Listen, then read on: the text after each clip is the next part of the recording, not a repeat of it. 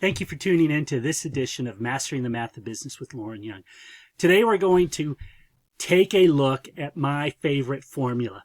This is the number one formula for me when it comes to assessing a business. In fact, if I was only limited to one mathematical calculation to tell you whether a business is healthy and in a good position or in trouble, this would be the calculation, and it's your gross margin ratio.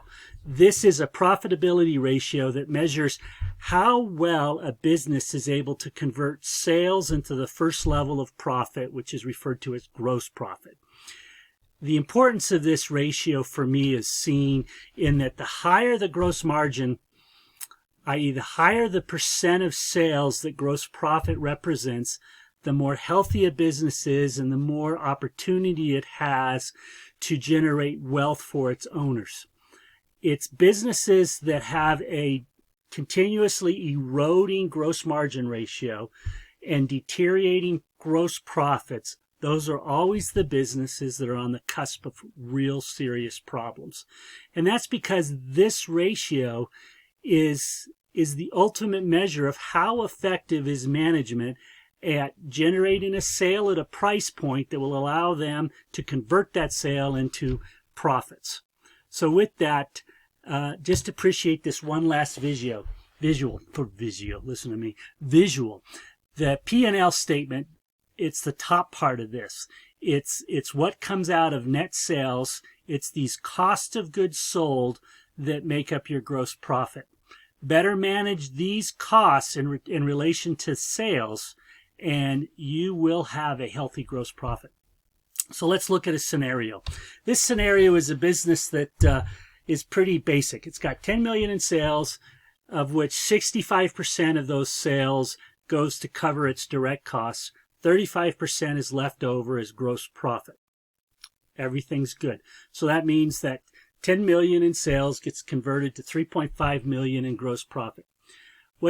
What happens if they spend more than they expect?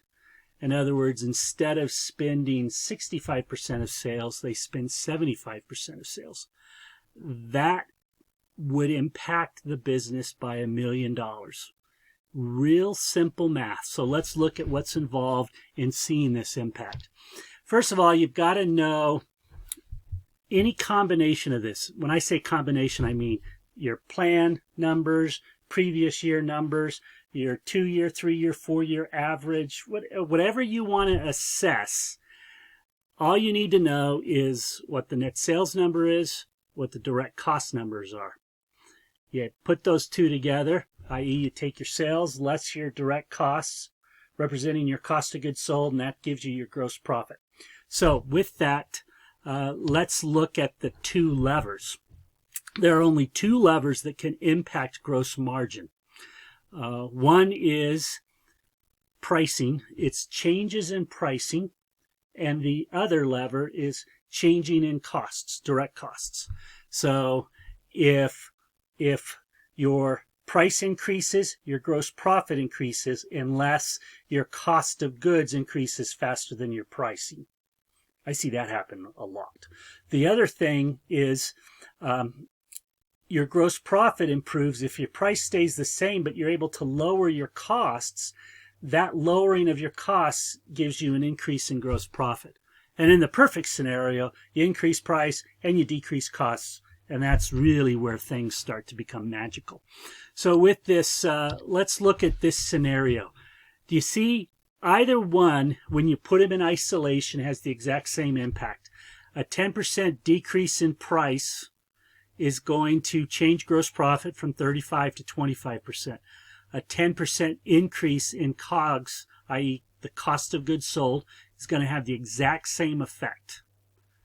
So if you want better gross profit, you want to improve your gross profits, you have to either increase price, decrease costs, or do a combination of both.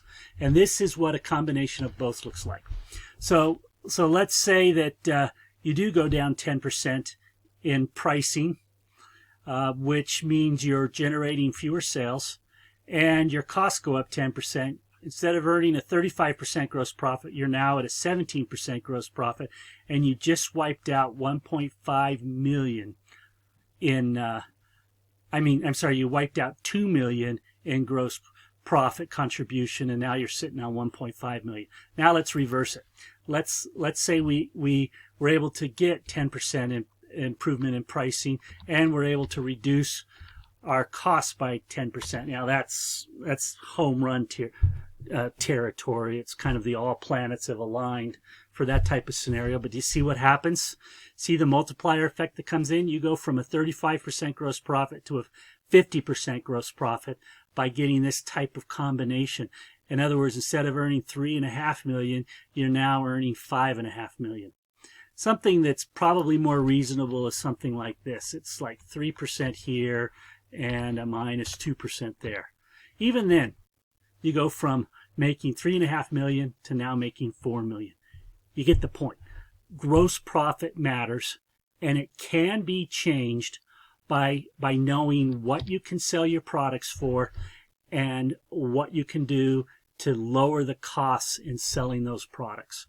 So with all videos, I make a couple of calls to action. In this one, it really is about paying attention to the change in your gross margin ratio month to month. You got to look at that. It's numbers that come right off your P&L statement, and it's just a little mathematical equation. The fact that QuickBooks doesn't do that calculation for you is just mind-blowing to me, but they can if you go in and do a few things. But the point is, know your gross margin ratio. The second thing is, if you're making improvements in that ratio, that means you're capturing higher profits. Congratulations. If you're seeing continuous deterioration in that ratio, then be on guard, because you've got problems brewing in your business that's going to start showing up quite quickly in cash flow issues.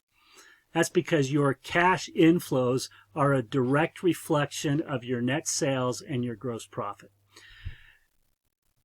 Go to businesscpr.com. That's business-cpr.com, where you can access a great article on profit terms to help you better understand the different terminology that's thrown around as it relates to profits. This is the first term that is of most importance, and that is gross profit. So thanks for tuning into this video. As with all videos, I welcome comments and suggestions, appreciate likes, and invite you to subscribe, because there are a lot of little math formulas like this that once you understand them, you can put them to use. They're not complicated, but they do require understanding the number inputs and sources.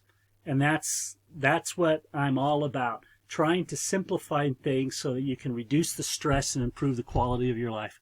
Thanks for tuning in. Look forward to joining you soon. Goodbye.